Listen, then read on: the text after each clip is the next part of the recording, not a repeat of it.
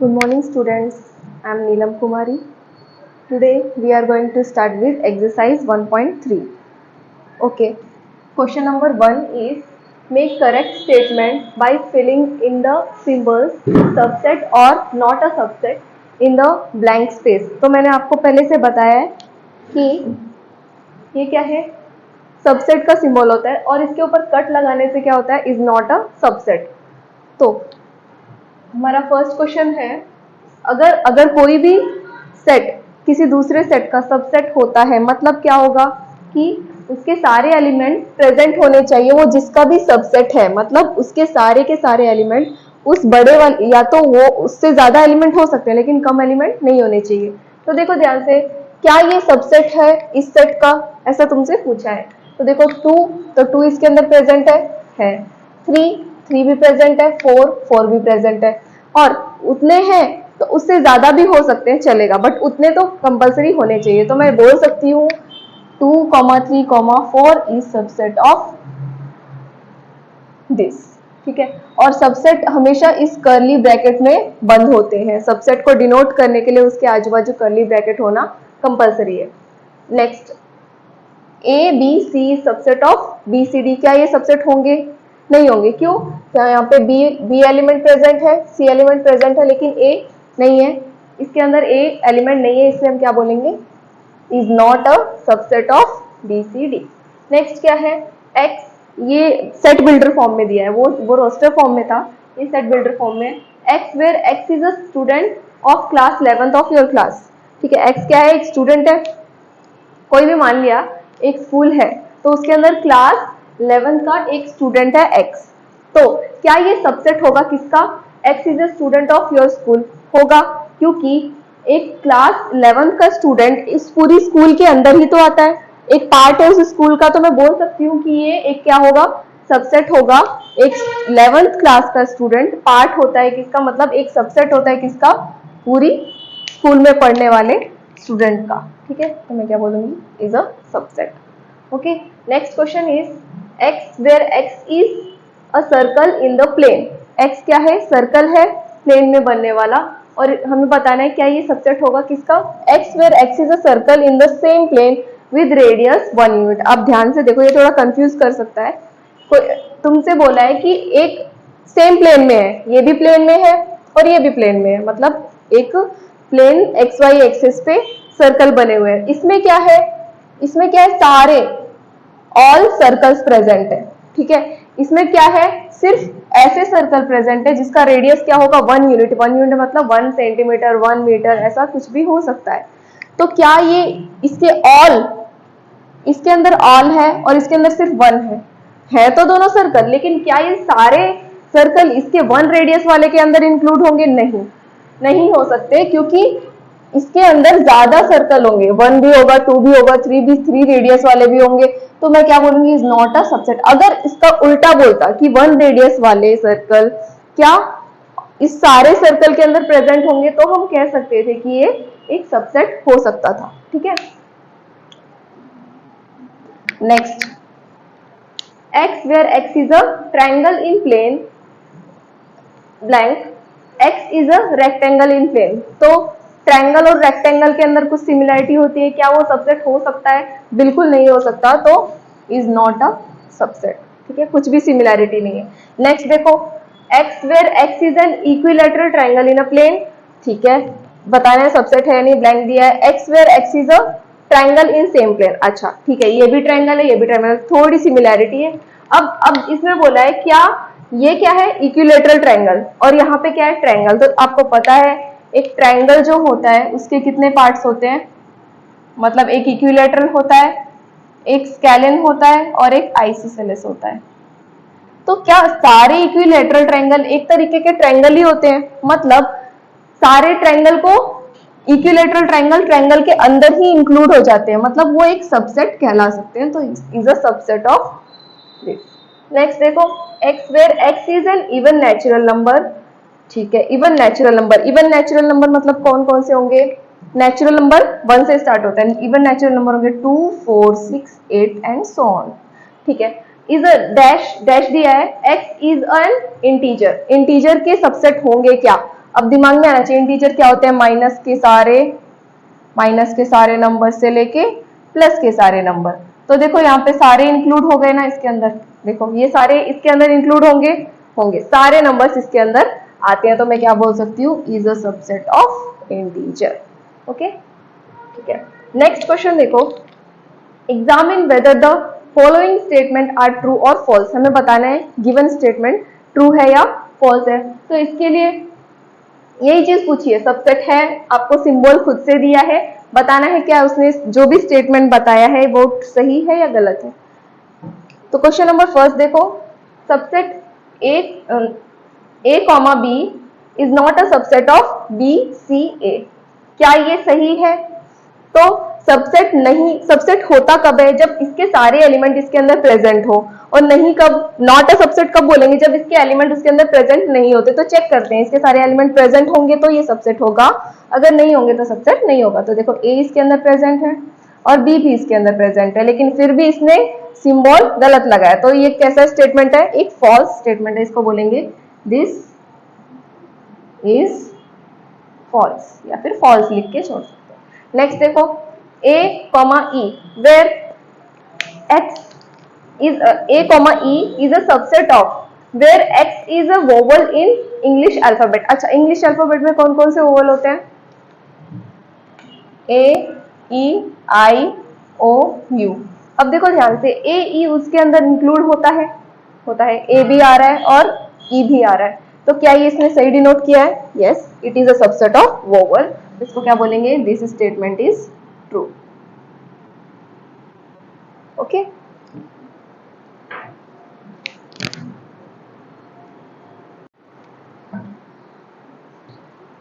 Okay. Next question करने के पहले हम पहले इसके बारे में पढ़ेंगे। जैसे कि गिवन है एक सेट ए बी सी, ठीक है, एक सेट है उसके अंदर 3 एलिमेंट है, ध्यान से सुनो, 3 एलिमेंट है ए बी सी। अब ध्यान से देखिए इसके अंदर कौन कौन से सबसेट्स हो सकते हैं। जैसे कि पावर सेट पढ़ा था हमने, पावर सेट क्या होता था, P से डिनोट करते थे, P ऑफ A, और उसकी वैल्यू कैसे फाइंड आउट करते थे। इसके अंदर पावर सेट क्या बताता था कि इसके अंदर कितने सबसेट्स हो सकते हैं, उसके नंबर्स को बताता था।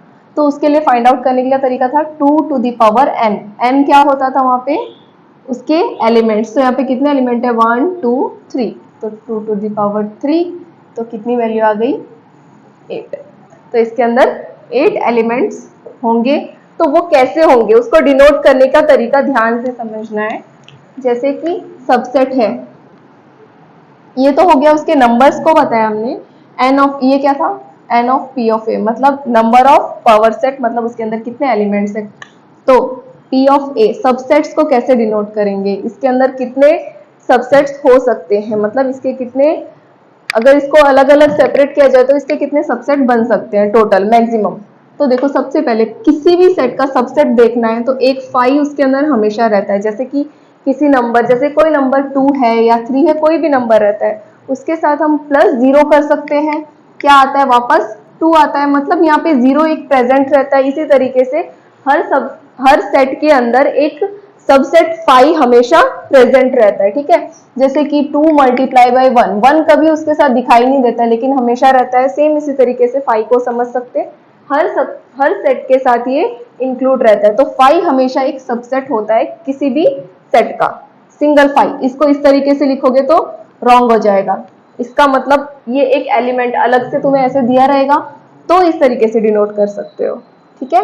अगर इस तरीके से नहीं दिया है तो ये सिर्फ ऐसा फाई रहेगा, ठीक है। इस तरीके से ये अकेला ही ऐसा सबसेट है जिसको कर्ली ब्रैकेट में डिनोट नहीं किया जाता है। बाकी सबको देखो ए बी सी, इस तरीके से कर्ली ब्रैकेट में सबसेट को डिनोट करते हैं, सिर्फ फाई को छोड़कर, ठीक है। फाई अगर इसके अंदर कोई एलिमेंट नहीं दिया है तो वो इसी तरीके से रहेगा। अगर तुम्हें एलिमेंट के फॉर्म में दिया है तो ही उसको ऐसे सब, मतलब इसके अंदर का एलिमेंट है सिर्फ उसी को कर्ली ब्रैकेट में डिनोट करना है। और फाई एलिमेंट अगर नहीं है तो वो अकेला ही इस तरीके से दिखाई देगा, ओके, ठीक है। तो सबसेट बनाते हैं, सबसे पहले ए बी और सी, उसके बाद ये दोनों A B, A comma B, फिर बी कॉमा सी, फिर C comma A, and last A B C, इसके अलावा कोई नहीं बनेगा।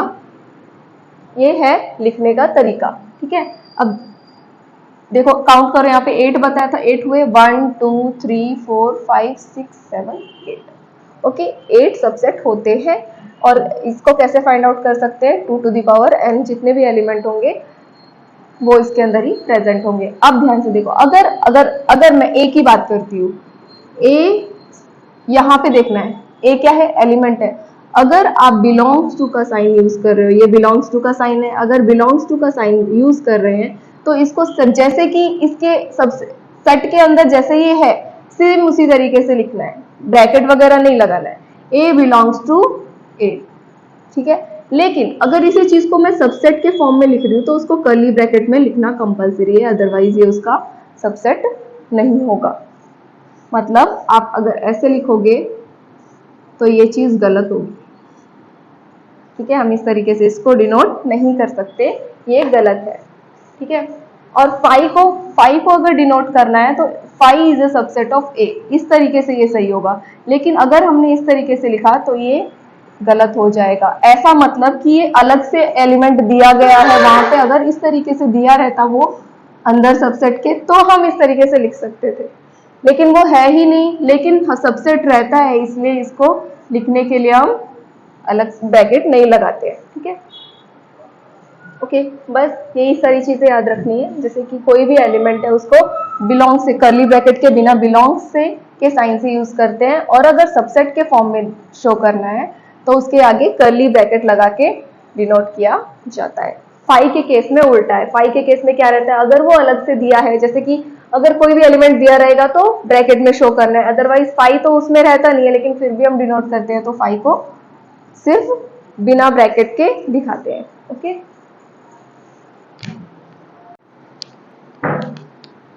okay, our next question is question number 3rd, where 1 2 3 is subset of 1 3 5। तो हमें बताना है क्या ये सबसेट होगा या फिर नहीं होगा। सिंपल है, इसमें देखना है सारे एलिमेंट प्रेजेंट हैं या फिर नहीं है। तो 1 प्रेजेंट है, ठीक है। 2 है क्या, नहीं है, देखो इसके अंदर 2 अवेलेबल नहीं है, 3 है, तो हम बोल सकते हैं कि ये सबसेट है। इसने सिंबल लगाया है, ये सबसेट है इसका, तो ये करेक्ट है या इनकरेक्ट है। इनकरेक्ट है ऑब्वियसली, क्योंकि इसका एक एलिमेंट प्रेजेंट नहीं है और इसने सबसेट का सिंबल यूज किया है, तो this statement is false. Okay, next question 4th, A is subset of A, B, C। तो क्या ये इसका सबसेट होगा। देखो A सबसेट है, अभी A सबसेट A अवेलेबल है उसके अंदर, ठीक है। तो हम क्या बोल सकते हैं, this is correct, this is true, क्योंकि ये उसके अंदर अवेलेबल है। Next, A belongs to, subset A belongs to A, B, C। तो कभी भी बिलोंग्स टू का साइन यूज करते हैं वो विदाउट ये कर्ली ब्रैकेट यूज करना रहता है, ठीक है। कभी भी सेट को अगर डिनोट करना है तो ही ये कर्ली ब्रैकेट यूज होता है, अदरवाइज अगर हम एलिमेंट को प्रेजेंट कर रहे हैं तो कर्ली ब्रैकेट यूज किया है तो वो गलत होगा, ठीक है। इसमें ये साइन कर्ली ब्रैकेट के साथ यूज किया है, इतना ही समझ सकते हैं कि अगर कर्ली ब्रैकेट एलिमेंट के साथ, मतलब इसके अंदर जिस फॉर्म में रहता है, ये किस फॉर्म में है, ए है, सिर्फ ए है, तो इसी तरीके से एलिमेंट को प्रेजेंट करना है, अपने तरफ से ऐड नहीं करना है उसके अंदर एक ब्रैकेट। अगर कर रहे हो तो वो सबसेट हो जाएगा, ठीक है। ए है, इसलिए एक अगर ये लिखता ए बिलोंग्स टू, अंदर ए है तो ए बिलोंग्स टू ABC लिखना था, ठीक है। इसलिए ये क्या हो गया, फॉल्स। जिस तरीके से अंदर है उसी तरीके से एलिमेंट को लिखना है, अपने तरफ से ब्रैकेट उसके अंदर ऐड नहीं करना है। अगर कर रहे हो तो वो सबसेट बन जाएगा, ठीक है। इसलिए ये फॉल्स है।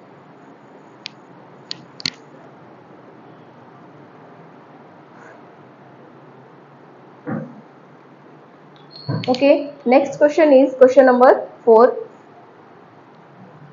Let A is equals to 1, 2 bracket 3, 4, 5.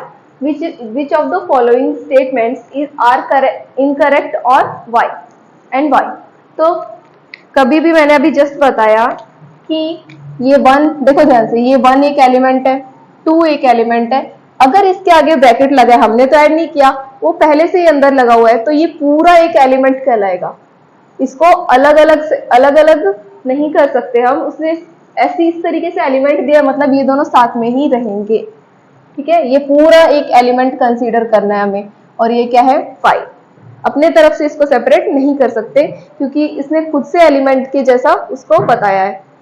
तो फर्स्ट देखो, फर्स्ट क्या है 3,4, ब्रैकेट दिया उसने, curly bracket 3,4 is subset of A.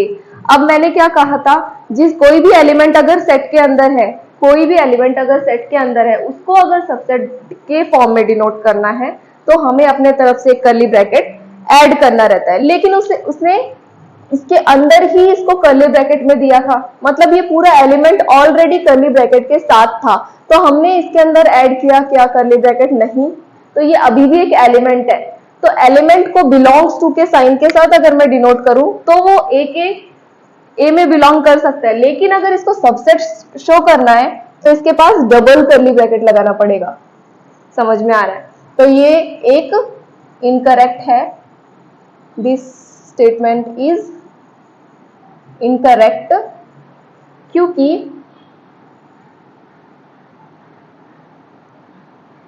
Three four is a element of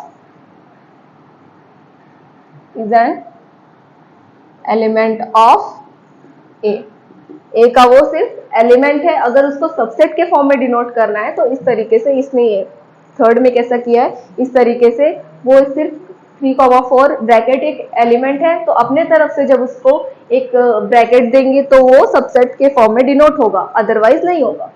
second 3,4 is belongs to ए, क्या ये करेक्ट है? यस इट इज करेक्ट, क्योंकि मैंने बोला कि जिस फॉर्म में एलिमेंट रहता है अंदर, उस फॉर्म में ही उसको बिलोंग्स में डिनोट कर सकते हैं। तो ये 3,4 ऑलरेडी अंदर इसी तरीके से था, तो इसके साथ बिलोंग्स लगाया तो बिल्कुल सही है। This statement is correct. Okay, next, अभी मैंने बताया ऑलरेडी एक एलिमेंट था, अगर उसको सबसेट के फॉर्म में डिनोट कर रहे हैं तो उसके आगे क्या लगाना है? कर्ली ब्रैकेट लगाना है। ये तो ऑलरेडी एक एलिमेंट था, इसके आगे कर्ली ब्रैकेट लगा है, मतलब ये सबसेट बन चुका है। तो this statement is correct because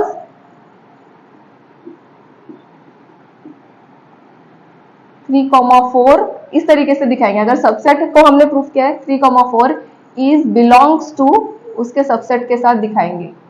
देखो 3,4 उस सबसेट के अंदर, बिलोंग्स टू का साइन दिखाते हैं ना, मतलब वो उसके सेम चीज के सबसेट के अंदर भी प्रेजेंट होता है। नेक्स्ट 1 बिलोंग्स टू ए, क्या ये करेक्ट है? दिख रहा है ये एक ए एलिमेंट है, तो मैंने बताया बिलोंग्स टू का साइन यूज करते हैं, तो जिस तरीके का एलिमेंट है वही उस ब्रैकेट के बाहर लाके लिख देना है, ब्रैकेट वगैरह हमें नहीं लगाना है। तो देखो 1 बिलोंग्स टू ए, तो this statement is correct because 1 is an element of, ऐसा लिख सकते हो, ए का एलिमेंट है 1, तो एज इट इज निकाल के लिख सकते हैं, सबसेट होगा तो ही ब्रैकेट लगाएंगे। 1 इज सबसेट ऑफ ए, क्या ये सही है? अभी जस्ट मैंने बोला अगर सबसेट डिनोट कर रहे हो तो उसके बाजू कर्ली ब्रैकेट लगाना है, तो इसने इस तरीके से नहीं लिखा है, तो ये बोलेंगे this statement is incorrect. Next 1, 2, 5 is subset of A, क्या ये सही है? 1, 2, 5, ठीक है, होगा क्या ये सबसेट होगा? होगा। देखो कर्ली ब्रैकेट भी दिया है उसने, ये सारे एलिमेंट ऐसे ही थे, इसके पास तो कुछ ब्रैकेट नहीं था, हमने अपने तरफ से ब्रैकेट ऐड किया है, मतलब ये सबसेट होगा ए का। अच्छा, और हमने किसी चीज को सेपरेट तो नहीं किया, इसको सेपरेट नहीं किया ना, ठीक है, तो फिर करेक्ट है। This statement is correct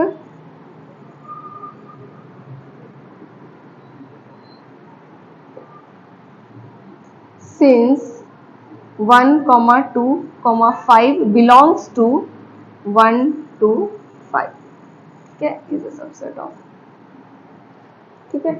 next 1, 2, 5 belongs to ए, क्या ये सही है? नहीं, क्योंकि अंदर क्या है 1 2 5 एक एलिमेंट है और एलिमेंट को डिनोट करने के लिए बिलोंग्स का साइन यूज अगर कर रहे हो तो उसको एज इट इज जैसा वो ब्रैकेट के अंदर है सेम उसी तरीके से लिखना है। 1 2 5 लिखते तो सही होता। This statement is incorrect.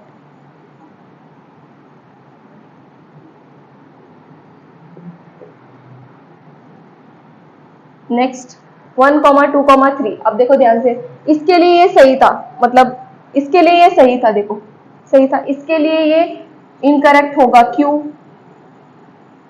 क्यों रीजन क्या है? 1 है 2 है, इन दोनों के लिए सही है।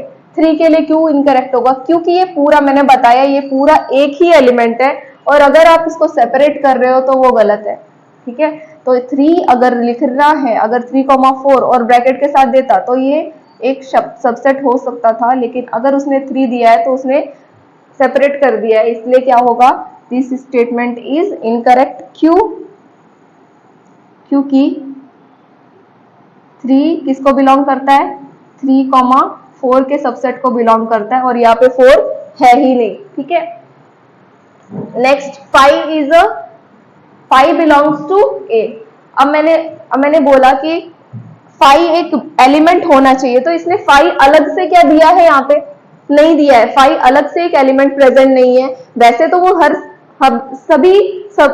जितने भी सेट रहते हैं सबका एक सबसेट होता है, लेकिन यहाँ पे 5 अलग से नहीं दिया है तो हम उसको बोल नहीं सकते कि वो एक एलिमेंट है। तो this statement is incorrect. Incorrect since 5 is not an element. मतलब एलिमेंट अलग से तो उसने दिया नहीं है। सबसेट तो हम लिख सकते हैं क्योंकि वहां पे अवेलेबल रहता है खाली जगह।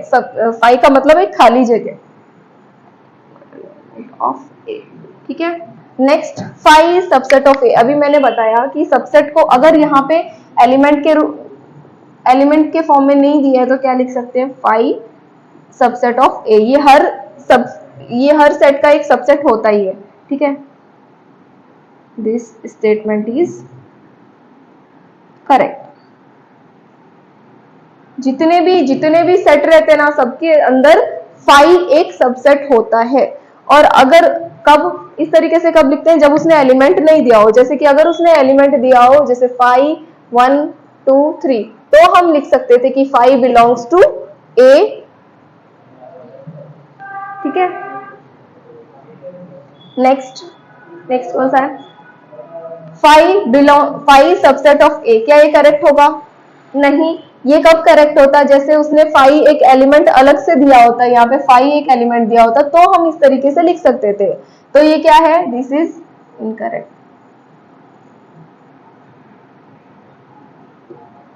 Since 5 is not an element of A. ठीक है, तो कभी भी याद रखना कोई भी सेट रहे सबके अंदर एक एम्प्टी स्पेस रहता है और उस एम्प्टी स्पेस को क्या बोलते हैं? 5। इसलिए 5 हर एक सेट का क्या होता है?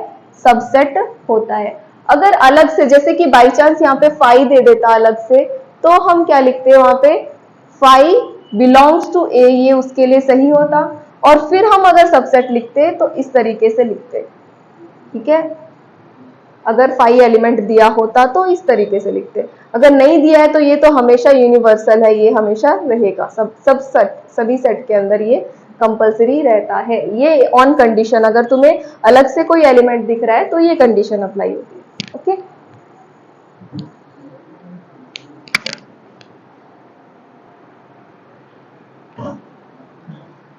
ओके, और next question is question number 4। Write down all the subsets of the following sets. तो मैंने भी बताया था कोई भी सबसेट रहता है उसको पावर सेट होता है उसके पास एक, और वो पावर सेट क्या रहता है? उसके होने वाले सभी सबसेट्स को अपने अंदर इंक्लूड रखता है। तो मैंने कंसीडर इसको मान लेते हैं जैसे कि ए सबसेट है, इसको नाम दे सकते हैं या फिर इस तरीके से भी लिख सकते हैं सबसेट्स ऑफ सेट ए, या फिर इसको नाम भी दे सकते हैं let A is equals to A. तो डायरेक्ट पी ऑफ ए लिख सकते हैं। तो पी ऑफ ए क्या होगा? इसके लिए कभी भी देखना अगर कंफ्यूजन होती है तो पहले देखो इसके अंदर कितने एलिमेंट है, एक ही है। तो हमने पढ़ा था फॉर्मूला क्या होता है 2 टू द पावर n, तो इसके ऊपर पावर में 1 रख के देखो कितने एलिमेंट है, n मतलब क्या होता है एलिमेंट्स का नंबर होता है, नंबर ऑफ एलिमेंट्स कितने यहाँ पे 1 है, तो 2 की पावर 1 कितना होगा 2, मतलब इसके सबसेट कितने होंगे 2 ही होंगे। तो हमेशा पता है एक तो ये खुद सबसेट होगा और एक उसके अंदर मैंने बताया था कि कोई भी सेट रहे उसके अंदर फाई एक सबसेट हमेशा होता है, तो एक फाई हो जाएगा सबसेट इसका। फाई मतलब एक तरीके से एम्प्टी स्पेस, थोड़ी सी खाली जगह उसको बोलते हैं फाई, और इसको बिना कर्ली ब्रैकेट के ही डिनोट करेंगे अगर इसमें एलिमेंट के फॉर्म में वो नहीं दिया है तो, ठीक है। तो फाई कॉमा ए, इसको कर्ली ब्रैकेट लगा, इसको नहीं लगा, क्यों नहीं लगा, क्योंकि इसमें ए एलिमेंट दिया था इसलिए उसको कर्ली ब्रैकेट में शो कर रहे हैं। फाई अगर इसके अंदर एलिमेंट एज अ एलिमेंट दिया होता तो कर्ली ब्रैकेट में शो करते, लेकिन यहाँ पे नहीं दिया है, बस इसको एम्प्टी स्पेस के फॉर्म में डिनोट करना है। नेक्स्ट क्वेश्चन नंबर सेकंड, ए कॉमा बी, तो इसको मैंने कंसिडर किया, ये भी इसको मान लेते हैं जैसे कि let A is equals to A comma B, तो इसके अंदर कितने एलिमेंट्स हैं 2, तो पावर सेट का फॉर्मूला क्या होता है 2 टू दी पावर n, तो क्या पुट करेंगे n की वैल्यू कितनी है 1 2, तो कितना होगा 2 2 4, कितने एलिमेंट्स होंगे इसमें 4, ये तो पता चल गया। अभी फॉर्म बनाते हैं इसका power set, p of a is equals to क्या, एक तो फिक्स है सबके अंदर फिक्स है, एक सबसेट क्या होगा 5, दूसरा a, तीसरा b, और थर्ड टाइम क्या लेंगे दोनों का एक साथ मिला के सबसेट बना देंगे, तो ये सारे क्या हो गए सबसेट्स, ठीक है। नेक्स्ट इसका देखो क्या होगा 2 टू दी पावर 3, तो कितने होंगे 2 इंटू 2 इंटू 2, कितने 8 सबसेट्स होंगे। चलो बनाते हैं, तो इसको भी ए कंसिडर करते हैं। p ऑफ a क्या होगा, सबसे पहला एलिमेंट 5, फिर 1 2 3, फिर 1 2 2 3, फिर 3 2, लास्ट वन 1 2 3, ओके। यहाँ से डबल ब्रैकेट लगाए क्योंकि यहाँ से स्टार्ट किया था वो ब्रैकेट भी एंड हो रहा है। नेक्स्ट क्या है फोर्थ वन क्वेश्चन क्या है, लेट अस कंसीडर, वो सबसेट उसने 5 दिया है, तो 5 इज इक्वल्स टू ए, तो 5 मतलब क्या होता है 5 मतलब होता है 0, तो 2 टू दी पावर 0 की वैल्यू कितनी होती है, तो इसके अंदर सबसेट होगा कौन सा 5 ही सबसेट होगा इसका, ठीक है। नेक्स्ट इसका आंसर क्वेश्चन नंबर सेकंड देखो, उसका आंसर मैंने वहीं पे दे दिया। How many elements has p of a मतलब power set of a if a is equal to 5, अगर एक सबसेट a है वो किसके बराबर है, एक एम्प्टी सेट के बराबर है, तो उसकी पावर सेट में कितने एलिमेंट्स होंगे। मैंने यहाँ पे दोनों चीजें बता दी आपको, पावर सेट भी बताया साइड में और सबसेट भी बताया, पावर सेट के फॉर्मूला भी अप्लाई किया है और उसके सबसेट्स को भी शो किया है, ठीक है।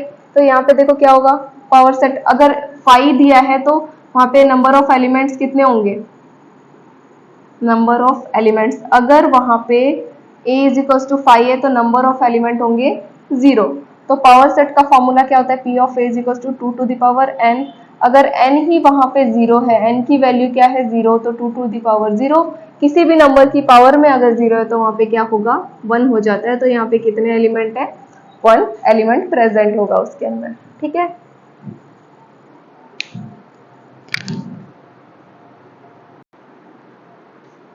Next question is question number 6, write the following as intervals, तो इन सबको ये तुम्हें सेट बिल्डर फॉर्म के जैसा दिया है और इसको इस नोटेशन को डिनोट करना है इंटरवल के फॉर्म में, जैसा कि हमने पढ़ा था।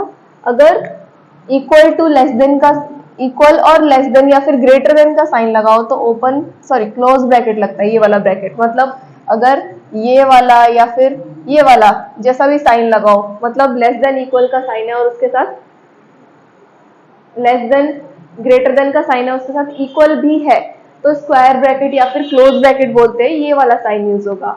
अगर सिर्फ लेस देन और ग्रेटर देन का साइन है, इक्वल का साइन नहीं है, तो हमें उस तरफ ओपन ब्रैकेट यूज करना है, बस इतना ध्यान रखना है।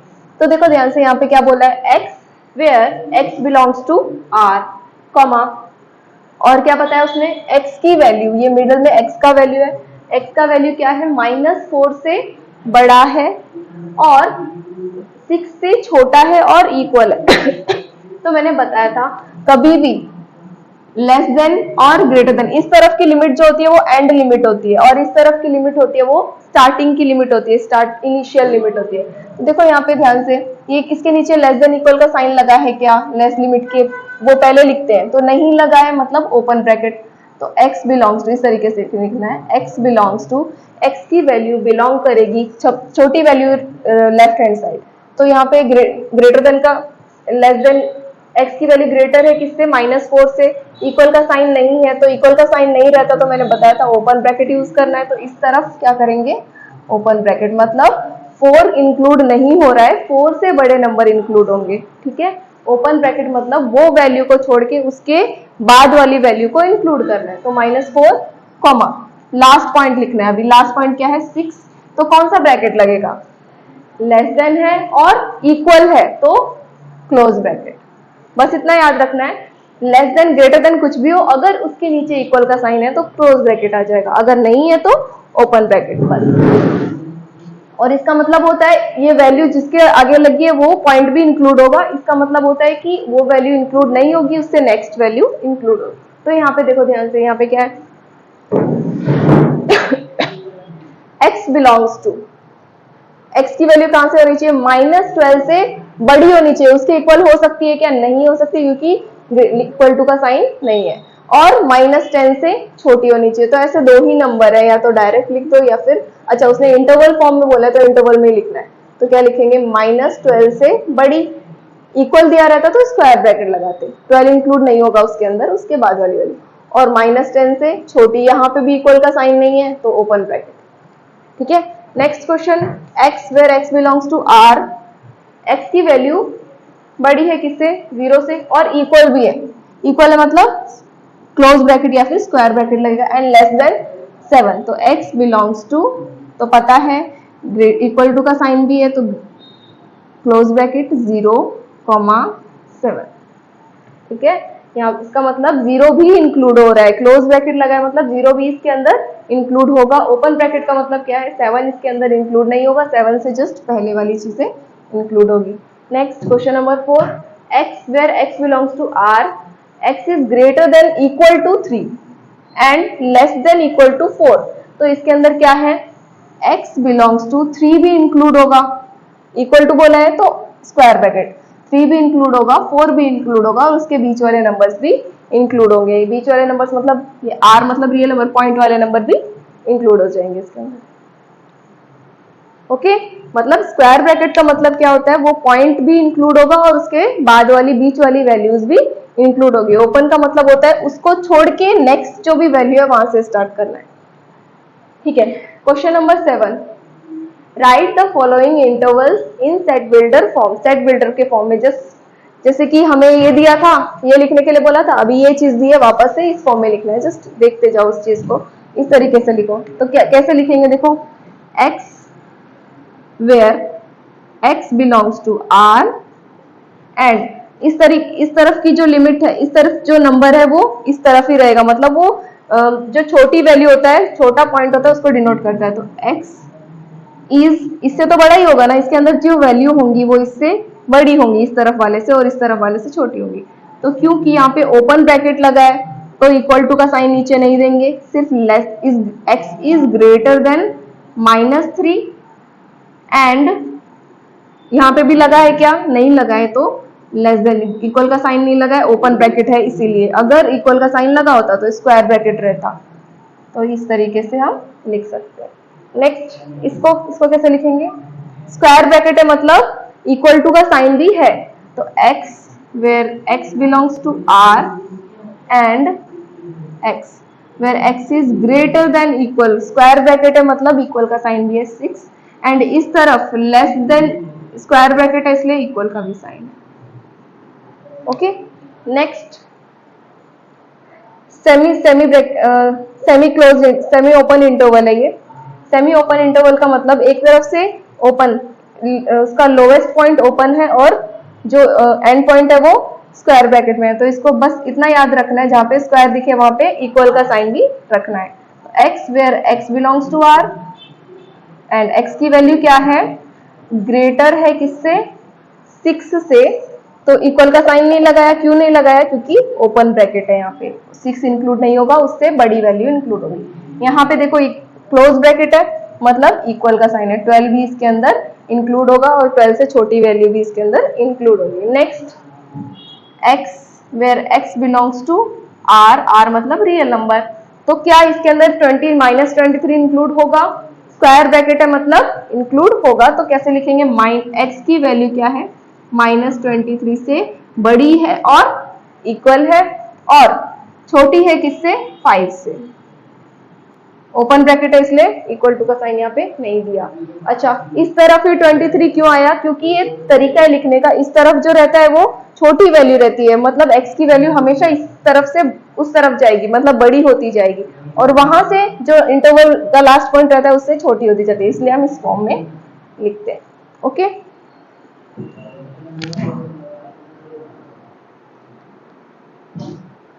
our next question is question number 8. What universal set would you propose for each of the following? तो दो सेट दिए हैं, तो उसके लिए बताना है इसके लिए यूनिवर्सल सेट कौन सा होगा। यूनिवर्सल सेट मतलब जिसके अंदर ये सारी चीजें इंक्लूड हो, ईच मतलब अलग अलग, इसके लिए एक बताना है और इसके लिए एक बताना है, ठीक है। तो next, the set of right triangles, right triangles मतलब जिसका एक एंगल 90 डिग्री का हो, तो इसके लिए कोई यूनिवर्सल सेट क्या होगा, ऐसा एक सेट जिसके अंदर सभी ट्रायंगल्स इंक्लूड, जिसके अंदर सभी ट्रायंगल्स हो, तो वो इसके लिए क्या होगा, एक यूनिवर्सल सेट होगा, क्योंकि वो अगर वो सभी, उसके अंदर सभी टाइप के ट्रायंगल्स है, तो उसके अंदर राइट ट्रायंगल्स भी इंक्लूड होंगे, तो इसके लिए क्या हो जाएगा,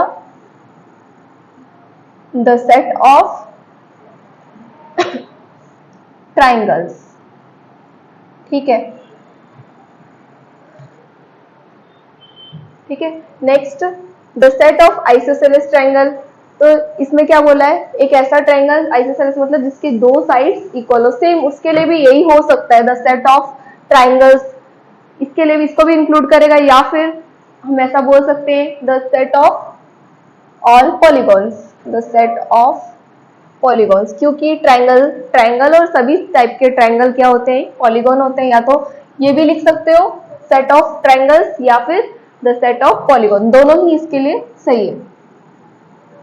the set of polygons, triangle भी एक टाइप का पॉलीगॉन होता है और आइसोसेलेस ट्रायंगल भी उसके अंदर इंक्लूड हो जाएंगे। ओके, तो question number 9, given sets A 1, 3, 5, B 2, 4, 6, C 0, 2, 4, 6, 8. Which of the following may be considered as universal set for all 3 sets? Universal set का मतलब क्या होता है,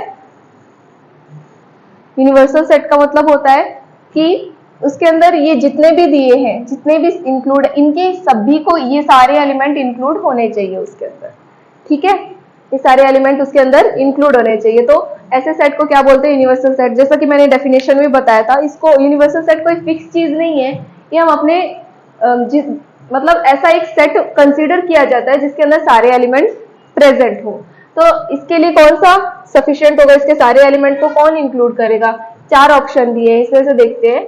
0, तो सारे इसके अंदर एलिमेंट होने चाहिए इन सभी के, तो 0 है, इसके देखते हैं 1 है, 3 है, 5 ये है, 2, 4, 6, तो 2, 4, 6 है क्या, 2, 4, 6 है। 0 सी के देखते हैं, 0 है, 2 है और 4 भी है, 6 भी है, लेकिन 8, 2, 4, 6 है लेकिन 8 नहीं है, मतलब ये ऑप्शन इनकरेक्ट है।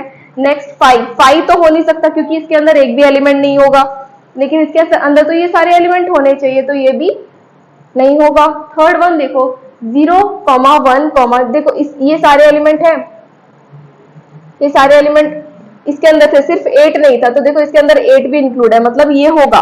अब इसके अंदर एक्स्ट्रा एलिमेंट है तो होगा या नहीं, हो सकता है एक्स्ट्रा एलिमेंट होंगे तो चलेगा, बट ये सारे इंक्लूड होने चाहिए, बस इतना देखना है। तो correct option is option number 3, क्योंकि इसके अंदर तीनों सेट्स के एलिमेंट इंक्लूड है, इसके अंदर एक दो जीरो नहीं है, सारे हैं बट जीरो इंक्लूड नहीं है, इसलिए ये भी ऑप्शन करेक्ट नहीं होगा। तो करेक्ट ऑप्शन यूनिवर्सल सेट किसको बोलते हैं? जितने भी सेट हो हमें गिवन, हमें जितने भी सेट दिए हो या फिर कोई भी रोस्टर या फिर कैसे भी फॉर्म में दिया है, सभी को इंक्लूड करने वाले सेट को क्या बोलते हैं? यूनिवर्सल सेट बोलते हैं। ओके।